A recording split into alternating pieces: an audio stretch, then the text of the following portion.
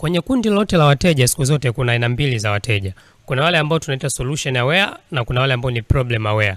Solution aware ni wale ambao wanajua wana changamoto au wanajua wana uhitaji fulani na tayari wameshachukua hatua ya kutafuta namna ya kutatua. Yani wanatafuta suluhu ni nini, wanalitatuaje tatizo wanalolipitia.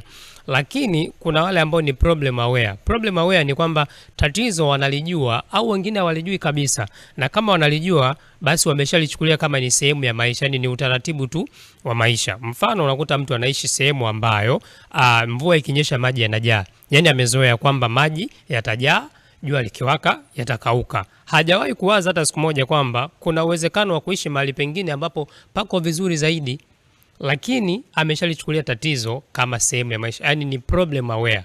Lakini kuna wale ambao ni solution aware, anajua ili ni tatizo na anatakiwa kuhama kwenye hii nyumba. Sasa wewe unapoenda kwa wateja siku zote ujue kuna aina mbili. Kuna hao ambao ndio solution aware au ambao wanatafuta tayari suluhu, na wale problem aware. Na sasa solution aware huwa wanakuwa wachache sana. Wengi ni wameyakubali matatizo. Sasa hela wanasema ipo kwa hao ambao ni problem aware, lakini hawajui hata kama kuna suluhu, wala kama wanajua hawajawahi kuchukua hatua yote kuitafuta.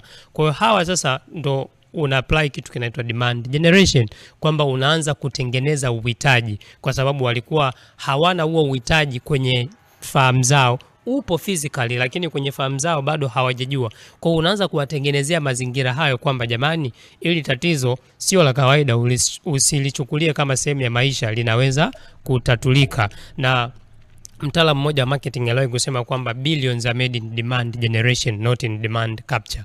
Yani unapotengeneza demand ile ambayo mwanzo haikuwepo, uko ndo ambako pesa ipo.